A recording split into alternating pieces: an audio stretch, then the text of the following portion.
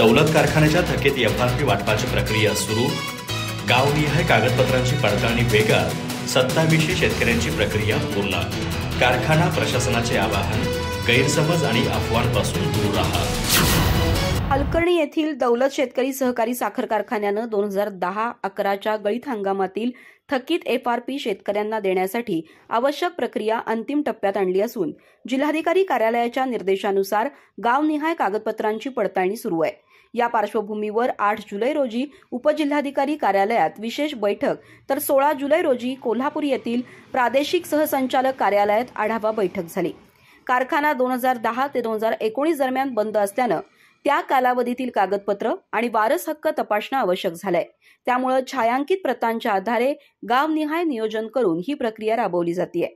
आतापर्यंत सुमारे 2700 ऊस पुरवठादार शेतकऱ्यांची पडताळणी पूर्ण झाली आहे. त्यातील काही शेतकरी हयात नसल्यानं त्यांच्या वारसांचीही शहानिशा केली जाते. शेती विभागाच्या मदतीनं अधिकाधिक कर्मचाऱ्यांची नेमणूक करून ही प्रक्रिया गतीनं सुरू आहे.